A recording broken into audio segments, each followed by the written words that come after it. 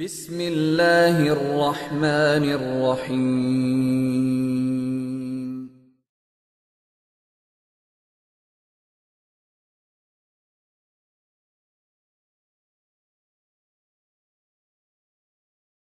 للہ وحدہ لا شریک لہ والصلاة والسلام علی من لا نبی بعدہ، اما بعد فاعوذ باللہ من الشیطان الرجیم، بسم اللہ الرحمن الرحیم۔ ما آتاکم الرسول فخذوه وما نہاکم عنہ فانتہوا، اللہم صلی علی محمد وعلی آل محمد کما صلیت علی ابراہیم وعلی آل ابراہیم انک حمید مجید، اللہم بارک علی محمد وعلی آل محمد کما بارکت علی ابراہیم وعلی آل ابراہیم انک حمید مجید۔ نام محمد سے دلوں کو سرور ملتا ہے، نام محمد سے دلوں کو سرور ملتا ہے، نگاہ فکر کو تازہ شعور ملتا ہے، نصیب کیسا بھی ہو واسطہ احمد کا دیکھے، نصیب کیسا بھی ہو وسیلہ محمد کا دے کے، خدا سے جو بھی مانگو ضرور ملتا ہے۔ معزز علماء کرام، میرے نہایت واجب الاحترام بزرگوں، مسلک اہل سنت والجماعت سے تعلق رکھنے والے غیور نوجوان دوستوں اور بھائیوں، ہمارا 17 ستمبر سے لے کر 24 ستمبر تک اندرون سندھ کا سالانہ دورہ تھا۔ حضرت مولانا عبدالسلام صاحب دامت برکاتہم نے مجھ سے رابطہ فرمایا تو انہوں نے فرمایا کہ ہمارے ادارے کے قریب دریا خان مری آپ کا بیان ہے، ہماری خواہش یہ ہے کہ سیدہ عائشہ علیہ البنات میں جن بچیوں نے دورہ حدیث شریف کیا ہے ان کا آخری سبق آپ پڑھا کے اختتامی تقریب کرا دیں۔ میں نے یہ سوچ کر چونکہ قریب ہے اور چھوٹے مدارس کا بھی حق بنتا ہے، وہ دور دراز علاقوں میں مشقت کے ساتھ کام کرتے ہیں، ان کے پاس جانا چاہیے۔ اللہ رب العزت ہمارا آنا اور آپ کا بیٹھنا قبول فرمائے۔ میری آپ ایک مجبوری یا کمزوری سمجھیں کہ میں کبھی میزبان کو وقت دینے کے بعد پریشان نہیں کرتا، وقت لیتے دیر لگ جاتی ہے لیکن جب وقت دیں تو پھر پریشان نہیں کرتا۔ میں وقت پر آتا ہوں اور وقت پہ چلا جاتا ہوں۔ اس کی وجہ اگر گاڑی ایک اسٹیشن سے لیٹ ہو تو کراچی تک لیٹ جاتی ہے، اور اگر ایک پہلے اسٹیشن سے ٹائم پہ چلے تو آگے پھر ہر اسٹیشن پر ٹائم پہ جاتی ہے۔ تو اگر گاڑی وقت کی پابندی کرے تو سواریاں پریشان نہیں ہوتی۔ یہ میری کمزوری اور آپ مجبوری سمجھیں۔ اللہ نے توفیق عطا فرمائی، دوبارہ آپ کے آنا ہوا تو میں انشاءاللہ پھر تفصیل سے بات کروں گا، میرا آپ سے وعدہ ہے۔ میں نے مولانا عبدالسلام صاحب کی خدمت میں عرض کیا تھا کہ جتنا وقت آپ نے فرمایا 10 بجے سے پہلے میں پہنچوں، 11 بجے میں نے چلا جانا ہے۔ آپ چاہے تو گھنٹہ بیان کروا لیں، چاہے تو 5 منٹ کروا لیں، میں آنے کی بھی پابندی کرتا ہوں، جانے کی بھی پابندی کرتا ہوں۔ سندھ کا ماحول کبھی کبھی دیکھتے ہیں، آپ میرے مزاج سے واقف نہیں، میں آپ سے واقف نہیں ہوں۔ ہمارے مزاج میں تکلفات، تصنع اور بناوٹ نہیں ہے۔ پنجاب کے کئی جلسے مجھے خراب کرنے پڑے ہیں لیکن میں نے کیے ہیں وقت کی پابندی کو برقرار رکھنے کے لیے۔ اس کا نتیجہ یہ نکلا ہے کہ اب ساتھی مجھے وقت پہ ٹائم دیتے ہیں اور میں پوری گفتگو کر کے دوسرے شہر کی طرف منتقل ہوتا ہوں۔ آگے چونکہ میں نے وقت دیا ہوا ہے، یہاں سے دیر سے چلوں گا وہ پریشان ہوں گے، وہاں سے دیر سے چلوں گا اگلے پریشان ہوں گے، وہ دیر سے چلوں گا اگلے پریشان ہوں گے، تو سارا دورہ اس سے متاثر ہوتا ہے۔ یہ مستقل ہمارے دورے کا حصہ نہیں تھا، مولانا نے فرمایا تو میں نے ہاں کر لی، اس ہاں کی پابندی کی اور میں وقت پہ پہنچوں۔ میں نے گزارش اس لیے کی ہے کہ میں وقت پہ آیا ہوں اور وقت پہ میں نے چلا جانا ہے۔ ہمارے عموماً ہر بیان کے بعد میں اپنی کتب ساتھ رکھتا ہوں، سٹال بھی لگاتا ہوں، علماء عوام سے کہتا ہوں کتابیں خریدے بھی۔ ابھی میں نے ڈرائیور سے کہہ دیا کہ یہاں اپنے سٹال نہیں لگانا، اس کی وجہ سے مجھے مزید 10 منٹ رکنا پڑے گا۔ اب آپ گاڑیاں سیدھی رکھیں، بیان ختم ہو اور ہمارا سفر شروع ہو جائے تاکہ اگلا میزبان پریشان نہ ہو۔ مجھے امید ہے کہ آپ میری اس ترتیب پر سوات فرمائیں گے اور اس کو قبول فرمائیں گے۔ میں نے جب آپ کو پریشان نہیں کیا تو اگلوں کو پریشان کیوں کروں؟ میں مختصر بات کروں گا لیکن بات مدلل کروں گا انشاءاللہ العزیز۔ ہمارے وفاق المدارس العربیہ پاکستان کے تحت ایک درس نظامی کا نصاب بچوں کے لیے ہے، ایک نصاب بچیوں کے لیے ہے۔ بچوں کا نصاب الگ ہے اور بچیوں کا نصاب الگ ہے۔ مردوں کے تقاضے الگ ہیں، عورتوں کے تقاضے الگ ہیں۔ اسی وجہ سے ہم کہتے ہیں نماز مرد پر بھی فرض ہے، نماز عورت پر بھی فرض ہے۔ مردوں کی نماز کا طریقہ جدا ہے، عورت کی نماز کا طریقہ جدا ہے۔ مردوں اور عورتوں میں فرق ہے، لیکن یورپ یہ چاہتا ہے اس فرق کو مٹا دیا جائے۔ اس نے کہا دفتر میں دونوں آئیں، اس کے ایجنٹ نے کہا عیدگاہ میں دونوں آئیں۔ یورپ نے کہا کہ عورت کے بغیر دنیا نہیں چلتی، اس نے کہا عورت گھر سے باہر نہ نکلے تو دین نہیں چلتا۔ یہ بھی بات اسی کی کرتا ہے، وہ بھی بات اسی کی کرتا ہے۔ ہم نے کہا نہ، مرد کے تقاضے الگ ہیں، عورت کے تقاضے الگ ہیں۔ خدا نے دونوں کے تقاضوں کو مد نظر رکھا ہے۔ مرد عورت کی نماز میں فرق ہے، میں دلائل نہیں دے رہا، ماذ اشارے کر رہا ہوں۔ ہر وہ عبادت جس کا تعلق بدن سے ہو، مرد کی الگ ہوتی ہے، عورت کی الگ ہوتی ہے۔ حج مرد پر بھی فرض ہے، عورت پر بھی فرض ہے۔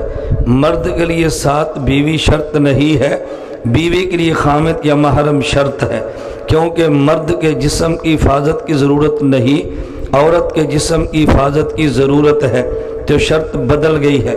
مرد کا احرام دیکھیں تو کھلی چادر ہے، عورت کا احرام دیکھیں تو سلا لباس ہے۔ اس کی وجہ ستر عورت کا بدن ہے۔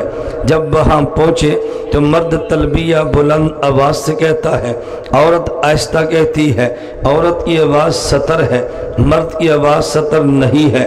جب وہاں پہ طواف کرے تو شروع کے 3 طوافوں میں مرد اپنا دایاں کندھا ننگا کرتا ہے، عورت نہیں کرتی، بدہ اس کا بدن ہے۔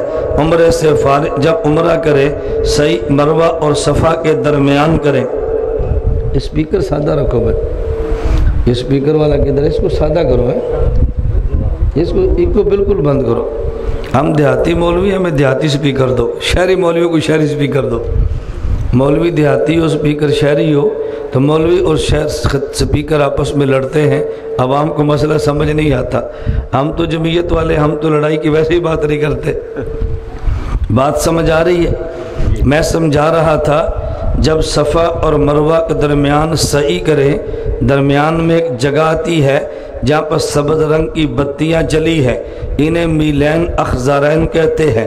ادھر مرد تو دوڑتا ہے، عورت نہیں دوڑتی، حالانکہ سنت ہاجرہ کی ہے، ابراہیم کی نہیں۔ چاہیے تو یہ تھا عورت دوڑتی، سنت اماں ہاجرہ کی ہے، زندہ بیٹی نہیں بیٹا کرتا ہے۔ کیوں؟ امی ہاجرہ جب دوڑی خلوت تھی، آج جب عورت چلے گی تو جلوت ہے۔ خلوت کے تقاضے اور ہوتے ہیں، جلوت کے تقاضے اور ہوتے ہیں۔ معاملہ بدن کا تھا، خدا نے دوڑنا مرد کے ذمہ لگایا، عورت کو الگ کر دیا ہے۔ عمرے سے فارغ ہوئے، آپ نے آخر میں حلق ٹینڈ کریں تو افضل ہے، کسر کریں تو جائز ہے۔ عورت حلق کرے تو جائز ہی نہیں ہے، کسر کرے تو ضروری ہے۔ اس کا تعلق اس کے بدن سے تھا۔ توجہ رکھنا، رمضان کا روزہ مرد پر بھی فرض ہے، رمضان کا روزہ عورت پر بھی فرض ہے۔ مہینے میں کچھ دن روزے عورت چھوڑ دیتی ہے، مرد نہیں چھوڑ سکتا، اس کی وجہ بدن کا عذر ہے۔ آپ زکوٰۃ کو دیکھ لیں تو زکوٰۃ میں کوئی فرق نہیں ہے، جتنی دولت عورت کی ہو زکوٰۃ فرض ہے، اتنی مرد کی ہو۔ ہو تو زکوٰۃ فرض ہے۔ دونوں کے مال میں فرق نہیں تھا، عبادت مالیہ میں فرق نہیں ہے، دونوں کے بدن میں فرق تھا، عبادت بدنیہ میں فرق ہے۔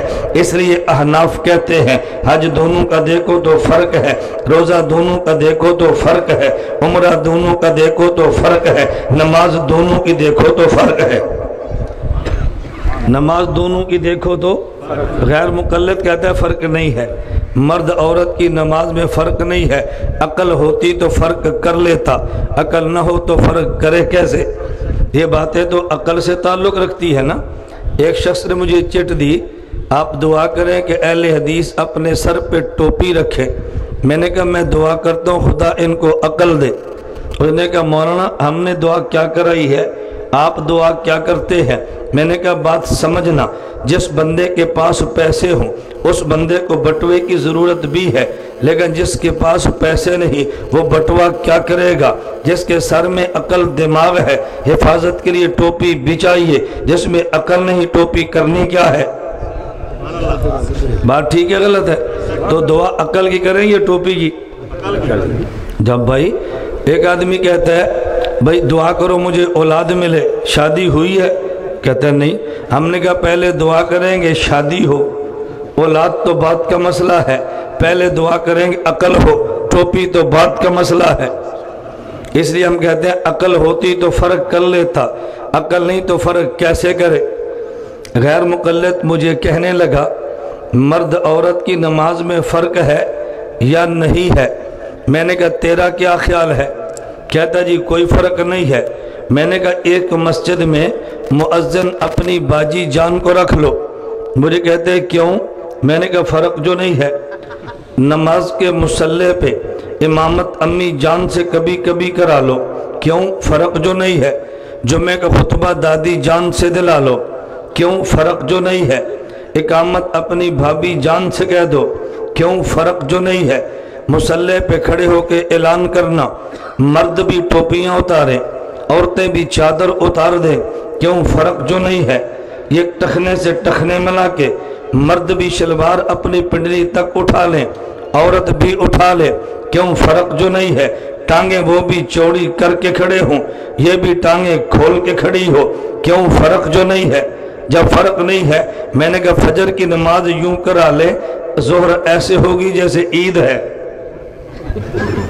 نہیں سمجھے؟ فجر کی نماز ایسے پڑھا لے ظہر ایسے ہوگی جیسے عید ہے۔ دیکھ مسلک پھیلتا کیسے ہے؟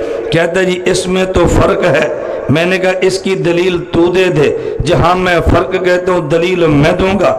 اس کا مطلب یہ ہے کچھ فرق تو بھی مانتا ہے، اس کا مطلب یہ کچھ فرق تو بھی مانتا ہے۔ فرق کیا ہے؟ ہمارے پاس دین پورا ہے، ہم پورا فرق مانتے ہیں، تیرے پاس ادھورا ہے، تو ادھورا فرق مانتا ہے۔ آدھے دین والے ادھوری بات کرتے ہیں اور پورے دین والے پوری بات کرتے ہیں۔ بات کہاں سے چلی آپ کو یاد ہے؟ ایک نصاب مردوں کا ہے، ایک نصاب مردوں کا نصاب الگ ہے، عورتوں کا نصاب الگ ہے۔ یہ کیوں الگ ہے؟ عورت کے تقاضے الگ ہیں، مرد کے تقاضے الگ ہیں، ہمارے اکابر نے نصاب الگ رکھا ہے۔ اس لیے آج جو بخاری کی آخری حدیث ہے نا، یہ مردوں کے نصاب کی نہیں ہے، یہ عورتوں کے نصاب کی ہے۔ کتاب النکاح کی آخری حدیث ہے۔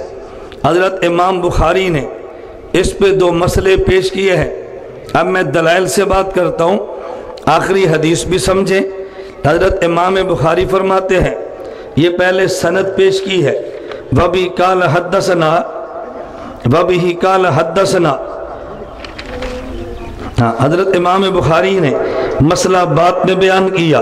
پہلے امام بخاری مسئلہ پیش کرتے ہیں اور سند کے ساتھ پیش کرتے ہیں۔ باب قول الرجل لصاحبہ هل آرستم اللیلہ، یہ متن ہے، سند اور متن دونوں سمجھنا۔ امام بخاری فرماتے ہیں وَبِهِ قَالَ حَدَّثَنَا عبداللہ بن یوسف قال اخبرنا مالک عن عبد الرحمن بن القاسم عن ابیہ عن عائشہ قالت جعل ابو بکر، یہ متن شروع ہوتا ہے، پہلے سند پیش کی ہے۔ اب امام بخاری اس حدیث مبارک میں دو مسئلے پیش کرتے ہیں، پھر ایک حدیث لائے ہیں۔ آج کے اس درس میں، درس تو میں بتاؤں گا لیکن ساتھ یہ سمجھاؤں گا، امام بخاری دیوبند کی بات کرتا ہے، احناف کی بات کرتا ہے یا غیر مقلد کی بات کرتا ہے۔ امام بخاری مسئلے دو بتائے۔ نمبر ایک، بابن قول الرجل لصاحبی الارستم اللیلتا، کیا کوئی بندہ اپنے ساتھی سے پوچھ سکتا ہے رات بیوی کے پاس گئے تھے؟ دوسرا مسئلہ، تان الرجل ابنتہ فی الخاسرت عند العتاب، کیا باپ اپنی بیٹی کو ڈانٹ سکتا ہے؟ یہ دو مسئلے بتائے۔ کتنے مسئلے ہو گئے؟ آپ نے بات سمجھنی ہے، کتنے مسئلے ہو گئے؟ نمبر ایک مسئلہ، کوئی بندہ اپنے ساتھی سے پوچھ سکتا ہے رات گھر والوں کے پاس گئے تھے، اور دوسرا مسئلہ، باپ بیٹی کو ڈانٹ سکتا ہے۔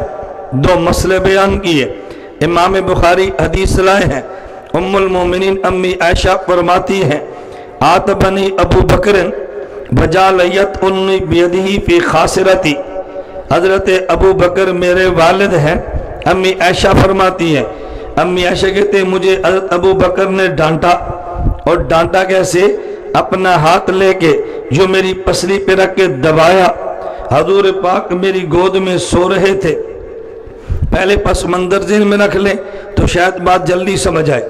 حضور غزوے میں گئے ہیں، واپس آ رہے تھے، ام المومنین امی عائشہ کے گلے کا ہار تھا، وہ گم ہو گیا۔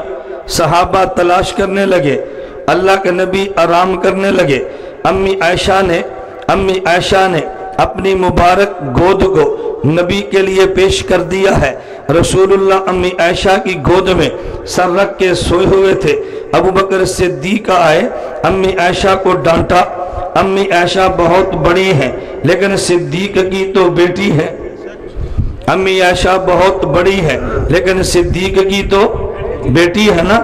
اگر بیٹا شیخ الحدیث بھی بن جائے، ان پڑھ باپ اسے ڈانٹ سکتا ہے، یہ بہت بڑا ہوگا، لیکن ان پڑھ باپ کا تو بیٹا ہے، یہ ڈانٹ سکتا ہے۔ بیٹا شیخ القرآن بڑھے، دیہات والا باپ ڈانٹ سکتا ہے، یہ جتنا بڑا بھی ہو پھر بھی بیٹا ہے، وہ جتنا چھوٹا بھی ہو پھر بھی باپ ہے۔ حضرت ابو بکر صدیق نے اپنی بیٹی کو ڈانٹا، کہ عائشہ تیری وجہ سے لیٹ ہوئے، نہ تو ہار لاتی، نہ ہار گم ہوتا، نہ ہم پریشانی میں پڑتے، تیری وجہ سے لیٹ ہوئی ہے۔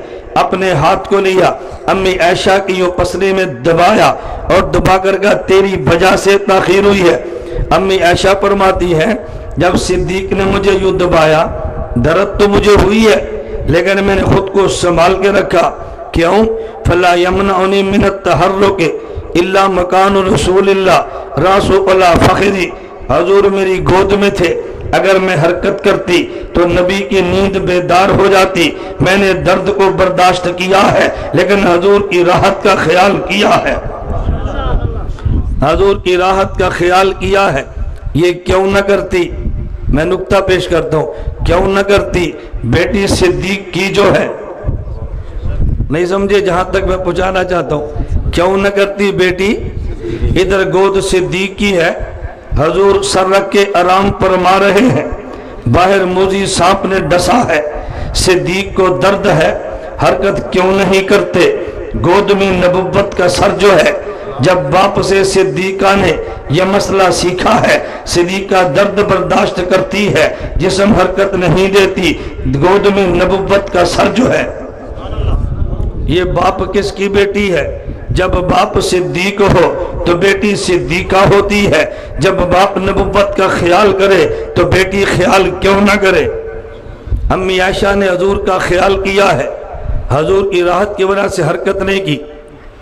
یہ تو امام بخاری نے حدیث بیان کی ہے، میں اس حدیث پہ نقطے نہیں چھیڑ رہا، میں نے کہا آپ سے بات ہے، میرے کبھی آئے میں تفصیلی بات کروں گا۔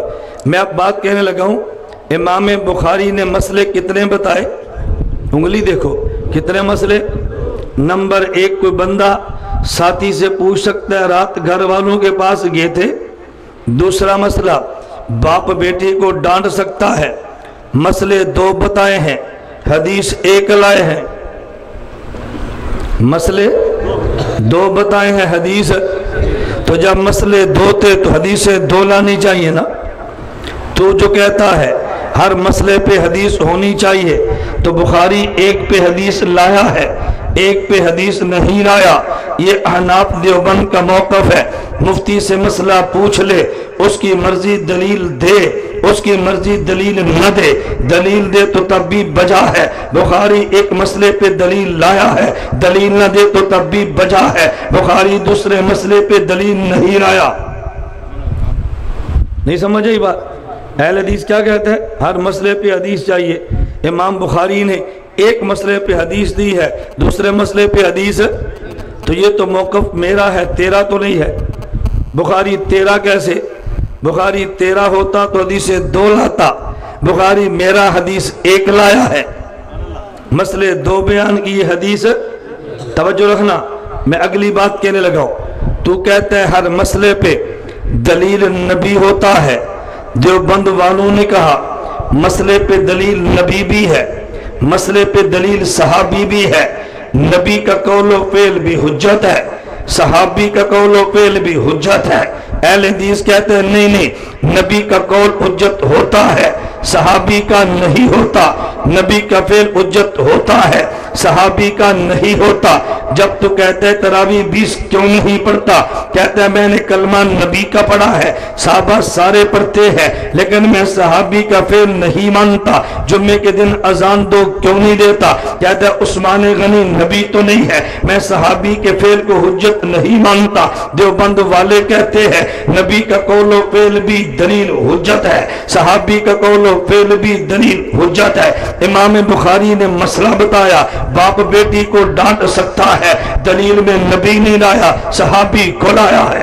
نعرہ تکبیر. توجہ، دلیل میں نبی کو نہیں لایا بلکہ بولو نا کس کو لایا؟ صدیق صحابی ہے، صدیقہ صحابیہ ہے. تو کہتے ہیں دلیل میں نبی چاہیے، بخاری کہتا ہے صحابی چاہیے. اگر بخاری تیرا ہوتا صحابی کو دلیل میں نہ لاتا. بخاری میرا ہے، دلیل میں صحابی کو لایا ہے.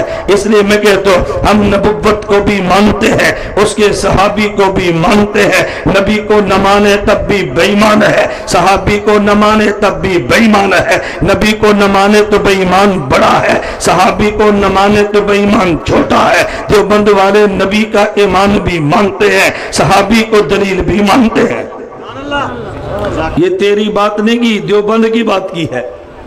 میں اس لیے حضرات سے کہتا ہوں بخاری سے اس کا رشتہ ہی کوئی نہیں ہے، لیکن آپ نے دیوبند سے بخاری سنی جو نہیں ہے، اس کا بخاری سے کیا رشتہ ہے؟ میرا مستقل اس پہ بیان ہے، بخاری تیرا یا میرا مستقل بیان ہے. anamedia.com کھولیں، آنا میڈیا سروسز فیس بک پہ دیکھیں، مستقل بیان ہے بخاری تیرا یا میرا. چلے میں ایک اور بات کہتا ہوں، ایک اور بات سمجھنا. حضرت امام بخاری نے مسئلے کتنے بتائے؟ بولیے کتنے؟ حدیث اس مسئلے پہ لایا ہے کہ باپ بیٹی کو ڈانٹ سکتا ہے. باپ بیٹی کو، میں اپنی ان بیٹیوں سے کہتا ہوں جو دورہ حدیث پڑھ رہی ہے، اللہ کے لیے کچھ عقل کرنا. آج لوگ تنگ ہیں ان لڑکیوں سے جو مدرسے میں پڑھتی ہے. لوگ کہتے ہیں مجھے عالمہ نہیں چاہیے.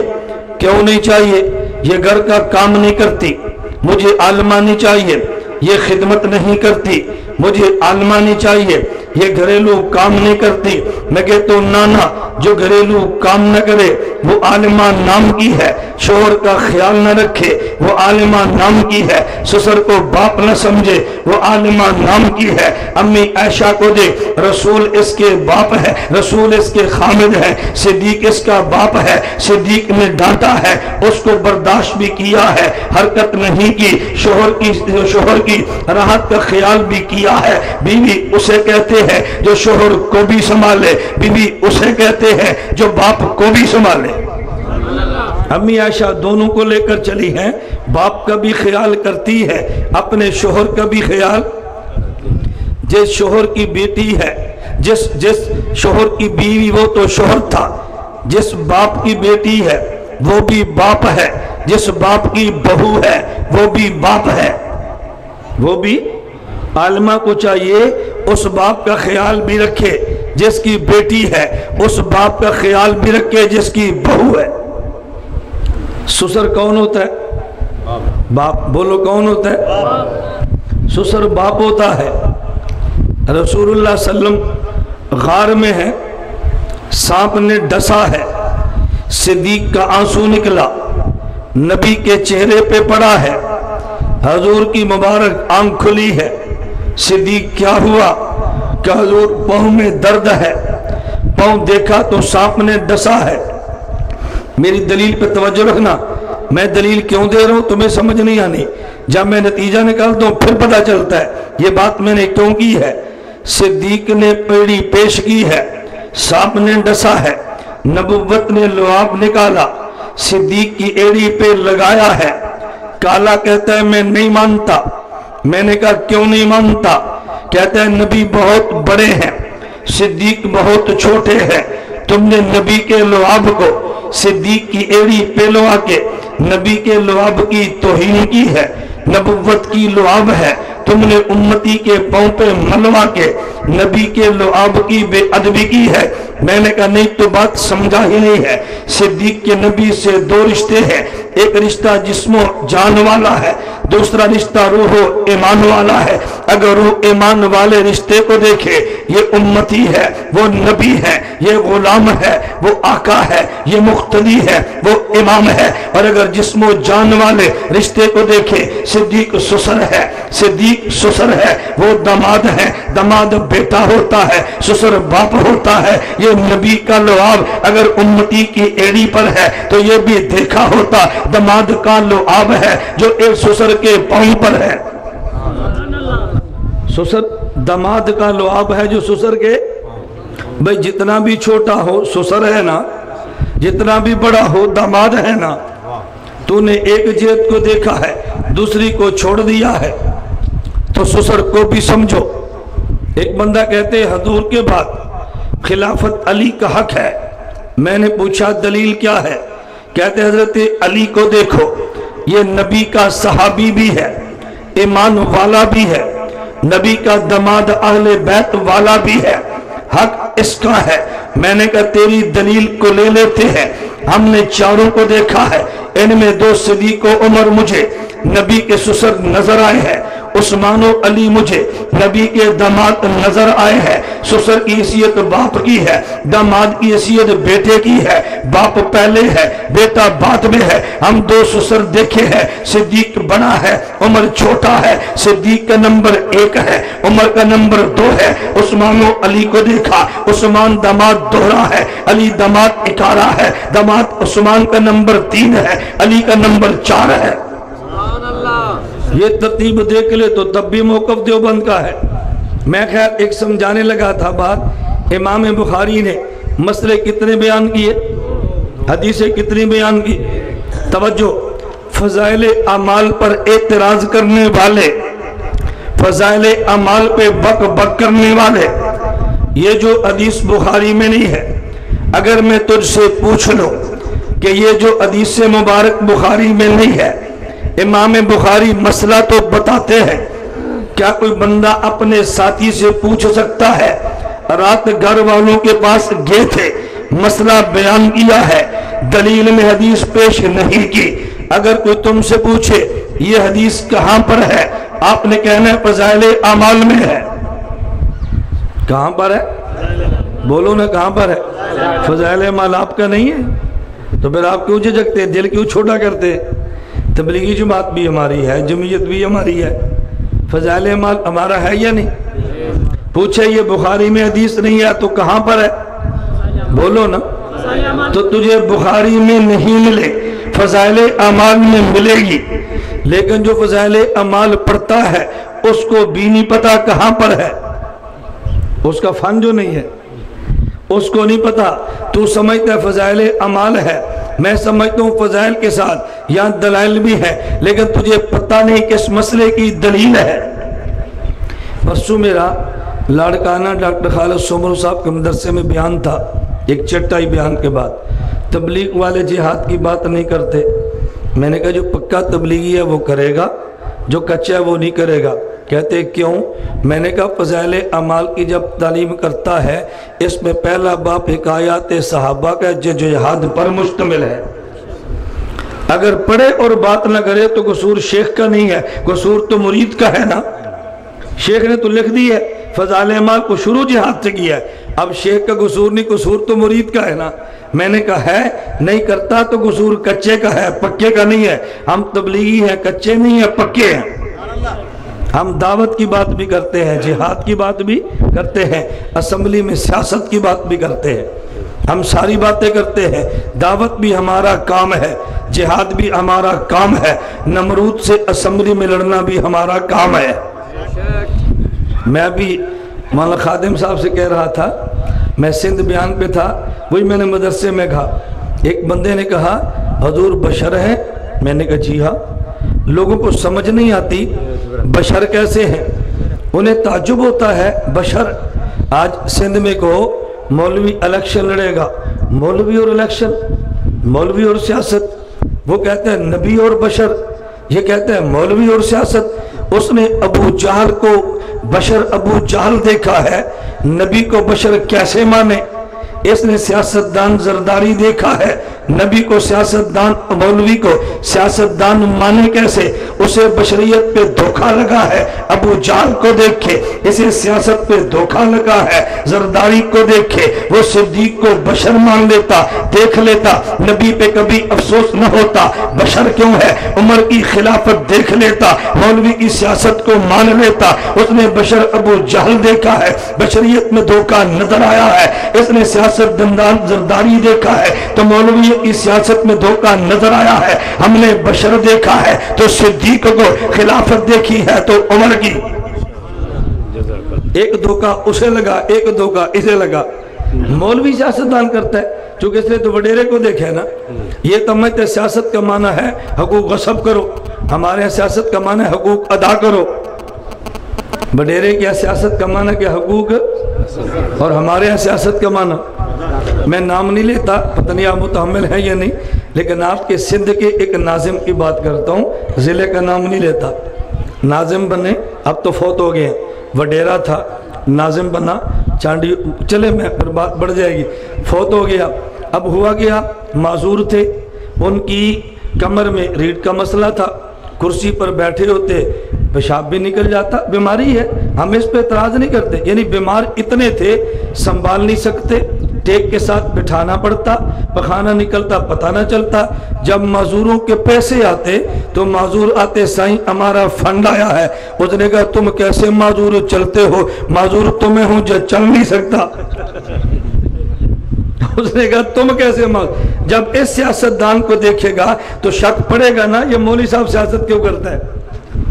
بات سمجھ آئیے؟ ابو جال کو دیکھے گا تو شک پڑے گا نا حضور بشر کیسے ہیں؟ اس نے بشر سے ہی نہیں دیکھا، اس نے سیاستدان سے ہی نہیں دیکھا۔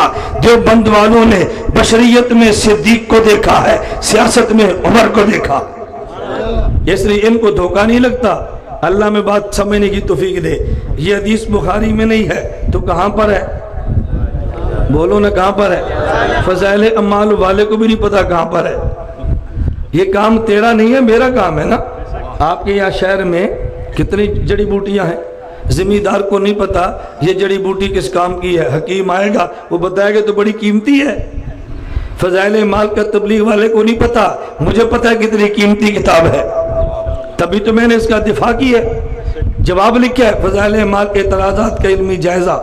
تبلیغ والوں سے میں کہتا ہوں فضائل اعمال بیگ میں رکھ، میرا کتاب جا جیب میں رکھ، فضائل اعمال پڑھ، سوال کرے تو جیب کھول۔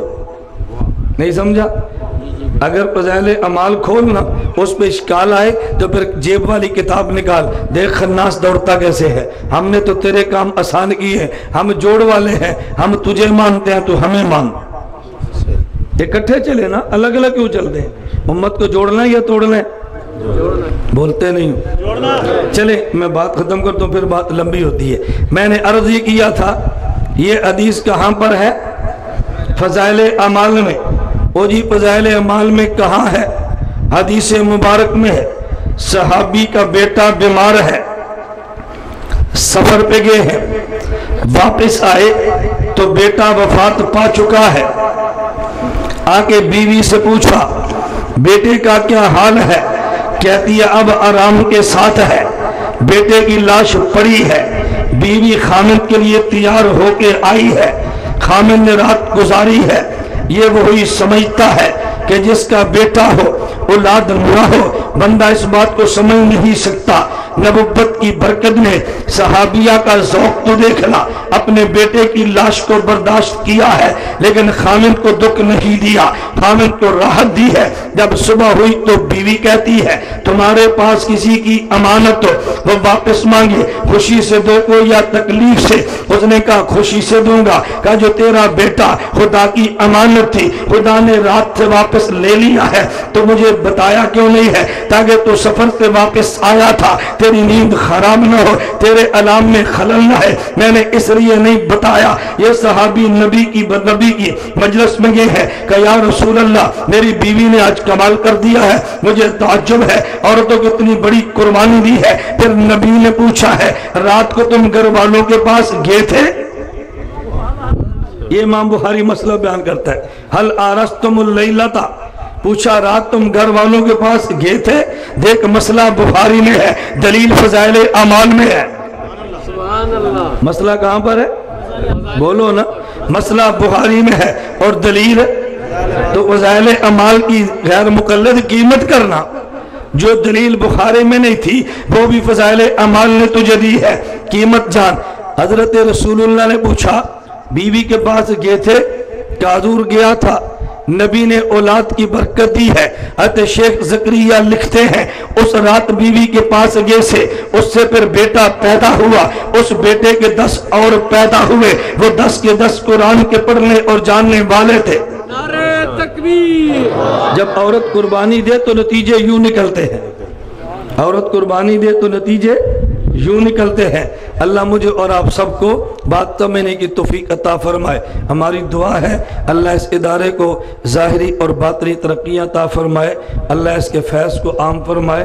मौलाना अब्दुल सलाम साहब की मेहनत को अल्लाह कबूल फरमाए। हमारी आपसे भी गुजारिश है मदरसे के साथ ताउन और ताल्लुक़ हर बंदे को रखना चाहिए। इस दौर में इस पसमानदा इलाकों में मदारस को चलाना उलमा की बड़ी हिम्मत की बात है। दुनिया जमा है मदारस मिटाने के लिए, हम जमा हैं मदारस चलाने के लिए। इंशाअल्लाह चलते रहने चाहिए ना। अल्लाह मुझे आप सबको कबूल फरमाए। मैंने शुरू में अर्ज़ किया तो मेरी मजबूरी है, आगे वक्त दी है, यहाँ देर होगी, अगले जलसे ख़राब होंगे, आप नाराज़ ना हो। वाखिर दावाना अनिल हम्दुलिल्लाहि रब्बिल आलमीन। हज़रत मौलाना साहब जन के हाफ़िज़ अब्दुल सलाम सिंध जी सूखड़ी अजरक पारा रहा है। हज़रत मौलाना साहब जन के पांच तरफ का गिफ्ट का तोहफ़ो इनाद कर रहा है। इस मजलिस के मेहमान खुसूसी थे हज़रत मौलाना मोहम्मद इलियास घुमन साहब मददुल आली, वो इस मजलिस की तकमीली दुआ फरमाए। अल्हम्दुलिल्लाहि रब्बिल आलमीन वस्सलातु वस्सलामु अला रसूलिहि व अला आलिहि व सहाबी अजमाइन। ऐ अल्लाह हम सब के गुनाहों को माफ़ फरमा, खताओं से दरगुजर फरमा, जायज़ हाजात को पूरा फरमा, बीमारों को सेहत अता फरमा, मकरूज़ों के कर्ज अदा करने के असबाब पैदा फरमा। ऐ अल्लाह मुश्किलात को दूर फरमा, आफियत के साथ दीन की खिदमत के लिए कबूल फरमा। जो बच्चियाँ आलिमात बनी हैं अल्लाह उनको अपने दीन के लिए कबूल फरमा। इस मदरसे को ज़ाहिरी और बातनी तरक्कियाँ अता फरमा। मौलाना अब्दुल सलाम साहब इनके दोस्तों की खिदमत कबूल फरमा। ऐ अल्लाह हम सब का खात्मा बिल ईमान फरमा। जितने हज़रात तशरीफ़ लाए हैं तमाम का आना कबूल फरमा। क़यामत के दिन हुज़ूर अकरम सल्लल्लाहु अलैहि वसल्लम की शफ़ाअत नसीब फरमा। व सल्लल्लाहु तआला अला रसूलिhi खैर खल्क़िही मुहम्मद व आलिहि व सहाबी अजमाइन।